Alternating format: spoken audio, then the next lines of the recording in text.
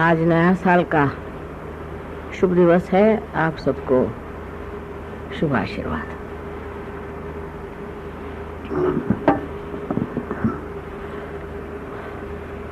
हर साल नया साल आता और आते ही रहता है, लेकिन नया साल बनाने की जो भावना थी उसको लोग समझ नहीं पाते।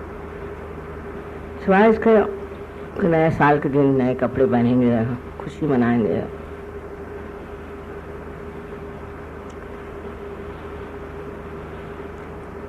कोई ऐसी बात नहीं सोचते कि ये नया साल आ रहा है, इसमें हमें कौन सी नई बात करनी है। जैसा ढर्रा चल रहा है वही चल रहा है और उसी ढर्रे के सहारे हर साल नया साल। सबको मुबारक। सहयोग में हम लोग जब इतने सामूहिक हैं, ये सोचना चाहिए कि अब कौन सी नई बात सहयोग में करें। ध्यान में आप लोग काफी गहरे उतर गए। ध्यान आप समझते हैं और एक आपने स्थिति भी अपनी प्रस्थापित कर ली, बट नए साल में कौन सी नई बात करनी चाहिए, इस ओर हमारा ध्यान जाना जरूरी है। असल में पहले तो हमें ये भी सोच लेना चाहिए कि हमारे देश के क्या प्रश्न हैं और सारी दुनिया के कौन से प्रश्न हैं और उन प्रश्नों को हम किस तरह से नतीजे पर ला सकते हैं। उसके लिए मैं सोचती हूँ कि जिन सहयोगों का जहाँ इंटरेस्ट हो उसे वो ध्यानपूर्वक देखें। ऐसे तो बहुत सी चीज़ें सहयोग में नई नई शुरू हो गई। आप जानते हैं कि इस बार हमने सोचा है कि शिया मुसलमानों को बुलवा के समझाया जाए, उसके लिए कोशिश करें। और शिवाजी महाराज का जो बड़ा पवित्र जीवन रहा उसका भी प्रचार करने की कोशिश करें। तो दोनों चीज़ें बहुत अच्छी हैं कि शिया लोग समझ जाएं धर्म क्या है और शिवाजी के जीवन को देख करके हम लोग भी समझ जाएं कि धर्म क्या और उनके आदर्श क्या थे और उस आदर्श के लिए उन्होंने क्या क्या किया। इतने थोड़े से समय में उन्होंने कितना कार्य करके दिखा दिया। अब संगठित रूप में हम लोग बहुत ठीक हो गए हैं, खासकर दिल्ली में और दिल्ली के आसपास, और सहयोग बढ़ भी रहा। उसके साथ साथ ये भी सोचना है कि हमारे अंदर गरुआपन आ रहा है या नहीं। बस अगर सहयोग बढ़ रहा है, उसकी क्वांटिटी बहुत बढ़ रही है, तो क्वालिटी आई कि नहीं ये बहुत ज़रूरी तो सोचना और उसकी तरफ ध्यान देना चाहिए। इसके और मैं ये कहूँगी कि ध्यान धारणा आदि के जो कुछ भी आपके ग्रुप्स चल रहे हैं उधर थोड़ा आप लोग मद्देनज़र करें, जाके देखें क्या चल, और अपनी तादाद बढ़ाने के लिए आसपास के जो गांव हैं या इस पे जो आपने कार्य किया है, इसी प्रकार और भी आप आगे बढ़ सकें। लेकिन इस नए साल में आपको ये ख्याल करना चाहिए कि हम लोगों ने जैसे कि बहुत से प्रोजेक्ट्स निकाले जिससे हम लोगों के पास से फ्लैट्स आ गए, घर आ गए और आश्रम भी बन रहा है, ये भी अच्छी बात है। लेकिन उस आश्रम में हम लोग क्या करने वाले हैं, क्या क्या चीज़ें हम उसको बढ़ा सकते हैं, उसमें कौन सी चीज़ें हम छाप सकते हैं जिससे कि हमारे बारे में लोग जाने। एक चीज़ मैं सोचती हूँ कि ये बहुत साल पहले हमने सोचा था कि एक न्यूज़पेपर ज़रूर सहयोग का चलना चाहिए। तो बम्बई में एक सहयोग का न्यूज़पेपर चल पड़ा। उन्होंने कुछ ऐसी गलतियाँ कर दी कि वो बंद करना पड़ा। लेकिन अब इतने तादाद में लोग हैं तो हम, जैसे आपका न्यूज़ लेटर आता है वहाँ से उसको ट्रांसलेट करते हैं, तो उसमें ज़्यादातर बाहर के बारे में आता है। इसी की तरह हिंदुस्तान के बारे में भी आप खबर लोगों को दे सकते हैं और कार्य कर सकते हैं। अब मैं सोचती हूँ 3 पैमानों पर खास ध्यान देना है, जिसका कि जागतिक प्रश्न आज है। उन तीनों चीज़ों पे आप अगर ध्यान दें तो पहली चीज़ मेरे समझ में आती है वो है शांति, कि हम अपने अंदर शांति प्रस्थापित करें और बाहर जो अशांति है उसका कारण ढूंढ के निकालें। वो क्यों अशांति है, किस वजह से सारे देश में गड़बड़ या दूसरे देशों में गड़बड़ है, इसकी जड़ें पहले पता लगानी चाहिए और उसमें हम किस तरह से कार्यान्वित हो सकते हैं। अब जैसे कि चेचन्या का प्रश्न, तो हमने रशियन से बात करी तो उनकी बात, वो कहते हैं कि हमारी तो कोई छापता ही नहीं, सब वन साइडेड मामला चल रहा है।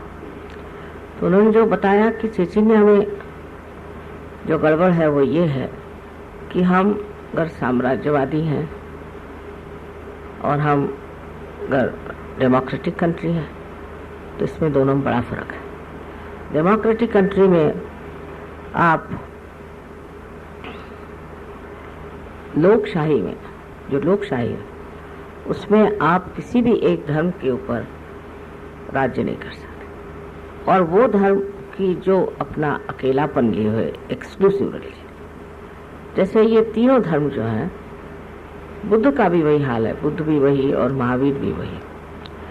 तो ये जो 3 धर्म हैं जो कि 5 इंजिल से आए, जिनको हम कह सकते हैं कि यहूदी, जूस, क्रिश्चियंस और मुसलमान, जो एक एक किताब को सिर्फ मानते हैं और एक ही इनकारनेशन को मानते हैं और इसलिए वो एक्सक्लूसिव है, लेकिन वास्तविक में एक्सक्लूसिव नहीं। अब ये पॉइंट उनको लिखना चाहिए। वो क्या है कि ये सब धर्मों में समझ लीजिए, आप अगर मोसेस की बात लिखे तो उन्होंने इब्राहिम के बारे में कहा, फिर ईसा मसीह आए, उन्होंने मोसेस, इब्राहिम सबके बारे में कहा। फिर जब मोहम्मद साहब आए, इन्होंने तो सब तीनों के बारे में, यहाँ तक कि ईसा मसीह के माँ के बारे में लिखा। तो ये धर्म जो है एक्सक्लूसिव नहीं, ये बनाए गए, इसीलिए झगड़ा होता है। और अगर उनसे अगर कोई कहे कि कोई विश्व धर्म बनाए तो इस बात को बिल्कुल नहीं पसंद करते, क्योंकि फिर वो लड़ेंगे कैसे। जो लड़ने की उनकी जो अभी इच्छा है, प्रवृत्ति है, उसे वो कैसे समाधान दे सकते हैं।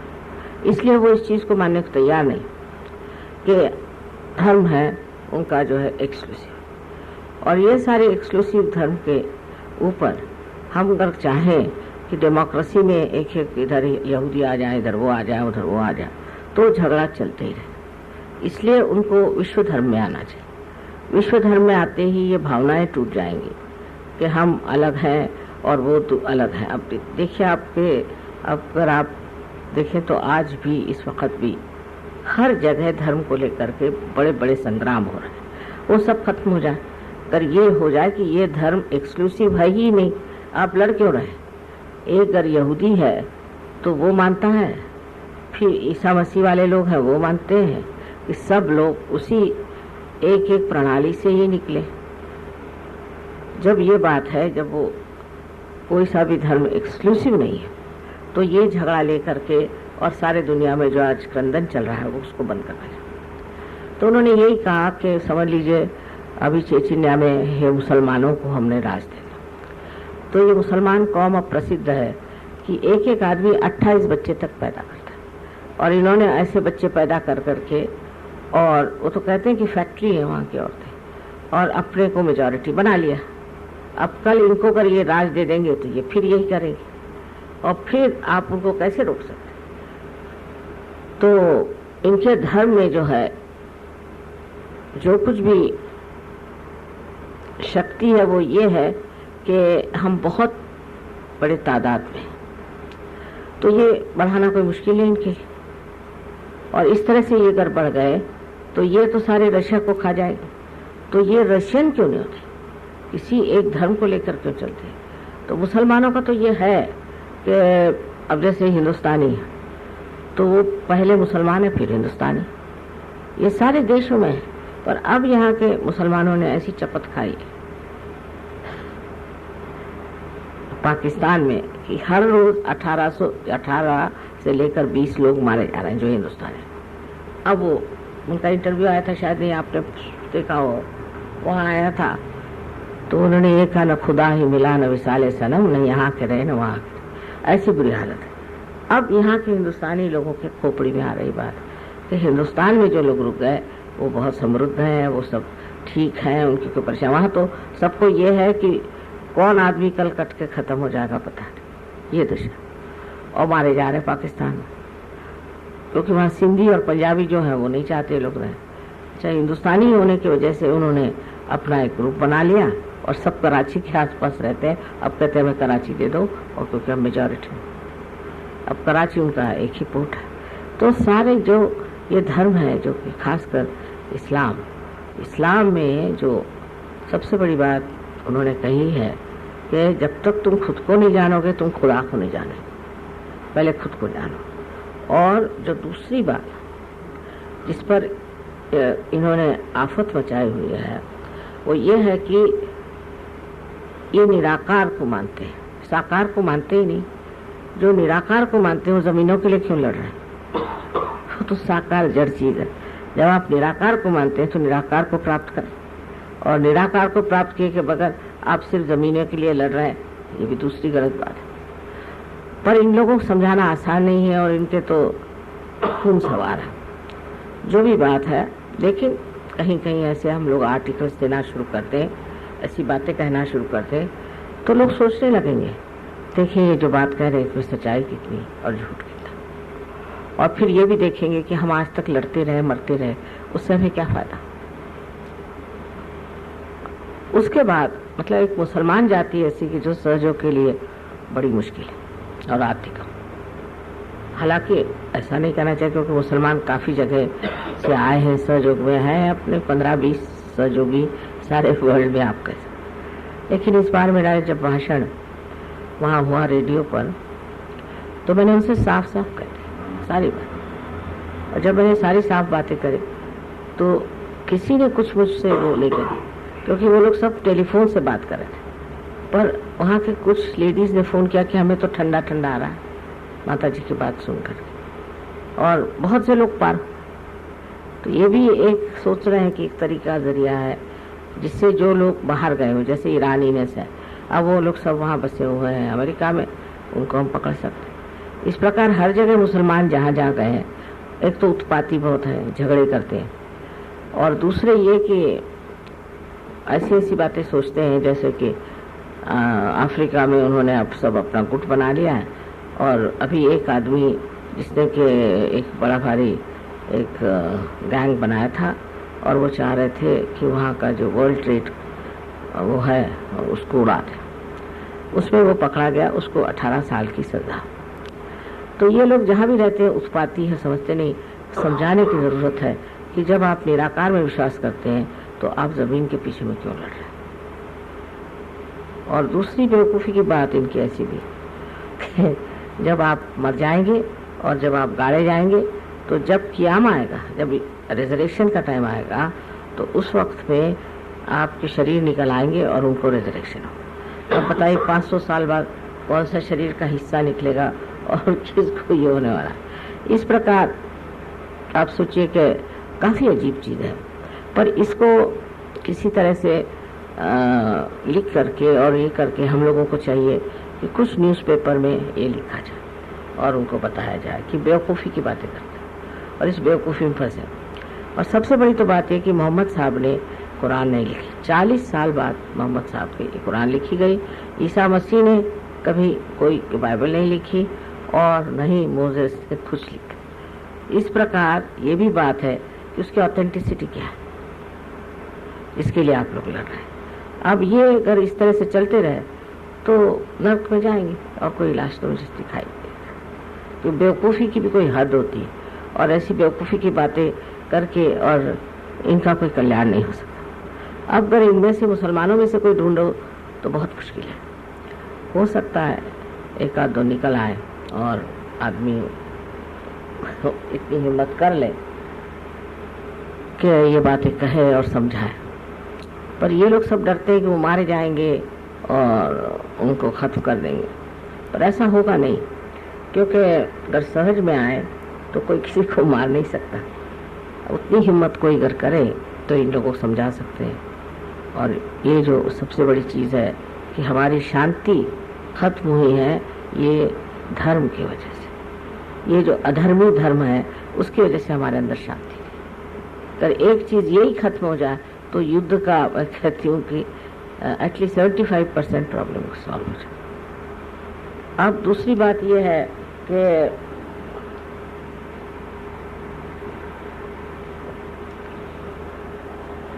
अशांति कहाँ से आती है, क्योंकि अगर उस पैमाने पर देखा जाए कि बड़े बड़े देशों में लड़ाई हो रहा है, झगड़े हो रहे हैं, तो ये दूसरी बात है। अब जैसे शिराक साहब ने वहाँ पर एटम बॉम्ब लगा दिए, तो अब उनके यहाँ भी बहुत से बॉम्ब्स पड़ रहे हैं। लेकिन अगर आप व्यक्तिगत देखें, इंडिविजुअली देखें, तो इंडिविजुअल में जो अशांति वो कहाँ से आती है, किस वजह से मनुष्य अशांत हो जाता है। अब उसकी जड़ें अनेक, आप कहेंगे जेलसीज हैं, एम्बिशंस हैं, ये है वो है, और राइट साइडेड आदमी हो तो अशांत रहेगा। लेफ्ट भी रह सकता है, क्योंकि लेफ्ट दुखी बन के रहेगा और राइट जो है वो अपने को सुखी समझ के रहेगा, पर है तो दोनों में ही अशांत है। उसके लिए उनकी अशांति को हमें ठीक करना है। अब मेरी किताब में आपने पढ़ा होगा कि मैंने उसमें जीन्स के बारे में लिखा कि सहज में आने से जीन्स ठीक हो जाते हैं, और जब जीन्स ठीक हो जाएंगे तो इंसान अपने आप शांत हो जाए, कहने की कोई ज़रूरत नहीं, और उसकी सारी ही तबीयत बदल जाए। तो उसमें मैंने काफ़ी एक्सप्लेन करके बताया है फॉस्फोरस पे, कि फॉस्फोरस जो जीन्स में होते हैं, तो जब आदमी ड्राई हो जाता है तो फॉस्फोरस एक्सप्लोड करता है, वो तो आप जानते हैं एक्सप्लोड करता है। तो अभी गर्लीकर कह रहे थे कि माँ ये तो पॉइंट किसी ने आज तक कहा ही नहीं। एक साहब को फॉस्फोरस पे 3 लोगों को नोबेल प्राइज़ मिला, पर ये जो बात आपने कही ये किसी ने आज तक कही नहीं। तो मैंने कहा अभी ये नोबेल प्राइज़ के लिए तो गए हुए हैं, शायद हो ही जाएगा पीस पर बात क्या है कि जब आदमी के अंदर अशांति आ जाती है तो अशांति में ग्रुपबाजी हो सकती है। मैं सोचती हूँ 2 तरह से होती है, एक तो अहंकारी लोगों की होती है, और दूसरी जो कि लेफ्ट साइडेड है, पजेस्ट। अफ्रीका की जो गड़बड़ है वो है पजेस्ट लोग, लेकिन बाकी जो है इनके अहंकार की। तो अगर अहंकार और पोजीशन दोनों को अगर हम लोग नष्ट कर दें तो हम शांत हो जाए, और उस शांति के माध्यम से हम स्वयं ही दूसरों को शांति दे सकते। तो ज़्यादा ध्यान इधर करना चाहिए कि भाई देहात में गए, वहाँ लोगों को रियलाइजेशन दिया सर, उनको शांति का महत्व समझा। अब जैसे नॉर्थ के जो गाँव हैं उसमें एक खराबी जो बहुत पाई जाती वो कि यहाँ पर मुसलमान मेंटालिटी की वजह से औरतों को बहुत दबाया जाता है, और फिर औरतों को जब आप दबाते हैं तो जब वो खड़ी होती हैं तो भी मर्दानों से बढ़ के। तो ये जो रिस्पेक्ट फॉर वीमेन होनी चाहिए, और यहाँ की औरतें भी ऐसी कुछ पिछड़ी हुई हैं कि वो समझ नहीं पाती कि अपना सेल्फ रिस्पेक्ट क्या है। अब सहयोग में मैं देखती हूँ हमारे यहाँ औरतें बड़ी कमज़ोर है, हालांकि मैं एक औरत हूँ। ध्यान नहीं करना, मतलब बैक बाइटिंग, झगड़ा लगाना, अभी ये धंधे चलते हैं, और सबसे बड़े तो डोमिनेशन। अब ये चीज़ें जो इन औरतों में आ गई हैं उससे अपनी शक्तिहीन हो जाती है, क्योंकि औरतों से शक्ति आती है, पोटेंशियल तो वो, और जब वो इस तरह से बिहेव करने लग जाती हैं तो सारे ही समाज की जो शक्ति है खत्म हो जाती है। तो सबसे बड़ी बात यह है कि अपनी औरतों में शांति प्रस्थापित करना चाहिए और उसके लिए हस्बैंड में भी शांति होनी चाहिए। वो अगर शांत हो और वाइफ की रिस्पेक्ट करे तो मेरे ख्याल से बच्चों में भी शांति आ जाएगी, घर में भी शांति आ जाएगी। अब यहाँ पर जो एक तरह का एग्रेशन है पुरुषों का, वो वहाँ तक कभी सीमित रहेगा ही नहीं, वो वापस लौट करके आदमियों पे आए। तो जो कंपेनियनशिप होती है, जो आपस में प्यार से बात करना, आपस में अच्छे से बात करना, सबके सामने किस तरह से बिहेव करना चाहिए, और वैसे भी इस चीज़ पे हम लोगों को ध्यान देना चाहिए। अधिक जैसे बहुत से लोगों को मैंने देखा है कि उनकी बीबियाँ किस काम की नहीं, सर्च के लिए खोपड़ी बिठा देंगे, खोपड़ी पे बैठ जाएंगे।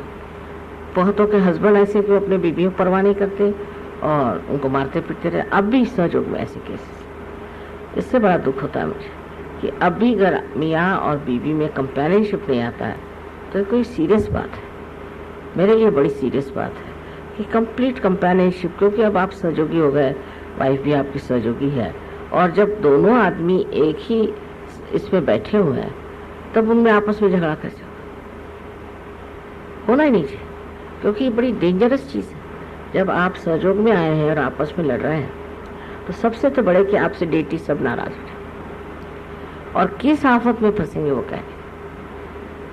ये बड़े ध्यान देने की बात है। समझ लीजिए एक औरत है और एक आदमी ऐसा है कि वो ज़बरदस्ती उसे परेशान करे, बेकार, ये नहीं अच्छा, वो नहीं अच्छा, ऐसा नहीं वैसा।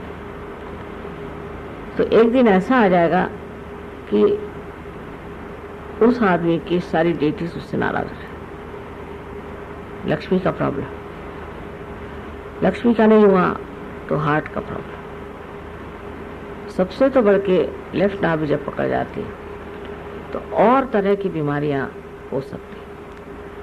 अब लेफ्ट नाभि पर बहुत ही ज़्यादा मैंने काम किया है और मैं देखती हूँ कि लेफ्ट नाभि जो है वो बड़ी मुश्किल से ठीक होती है, क्योंकि इंट्रोस्पेक्शन नहीं, सोचते नहीं कि लेफ्ट नाभि हमारी क्यों पकड़ रही।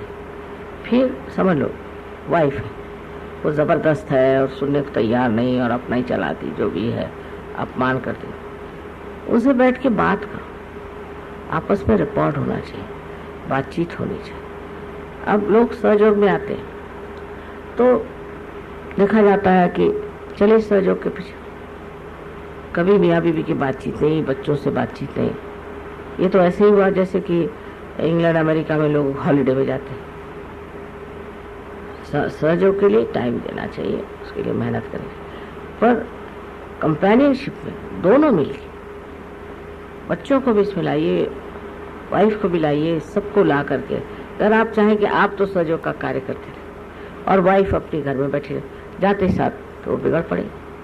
तो कोशिश ये करनी चाहिए कि पूरी कंपेनियनशिप हो, वाइफ से डिस्कस करें, उससे बताएं कि ये प्लान है, कैसे करें, क्या करें। उनका भी उत्थान होना चाहिए, उनकी भी इंटेलेक्चुअल लेवल बढ़नी चाहिए, उनकी भी सूझबूझ बढ़नी चाहिए। सो ये जो मुसलमानों के असर से यहाँ पर मैंने देखा है कि अब उल्टा हो रहा है। पहले तो मैं देखती थी कि औरतें बहुत दब्बू थी, अब वो औरतें आदमियों को दबोच रही। तो ये जो एक्शन रिएक्शन है, इसको सहयोग में एकदम ख़त्म कर देना चाहिए। और उसका इलाज ये है कि पहले अपने जीवनी में, अपने वैवाहिक जीवन में ये ठीक रहे। अब जब आप शांत हो जाएंगे तो आपके बच्चे भी शांत हो जाएं।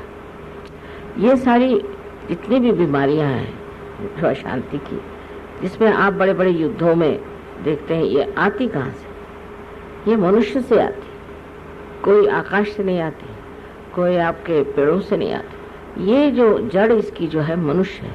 और अगर मनुष्य ही इस चीज़ में शांति में रम जाए और उसमें वो पनप जाए और उसके लिए वो बड़ी गौरवशाली चीज़ समझे कि मैं बहुत शांत चित्त हूँ,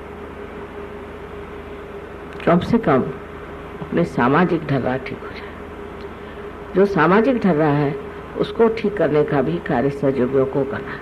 पर जो आपस में लड़ते रहते हैं वो क्या जा करके सामाजिक ढर्रा करें। बहुत बार ऐसी शिकायत आती कि माँ वो साहब तो बहुत अच्छे, उनकी बीवी बड़ी ज़बरदस्त है। फिर कहीं आता उनकी बीवी अच्छी तो साहब बड़ी ज़बरदस्त। इस प्रकार बहुत बार रिपोर्ट्स आते हैं।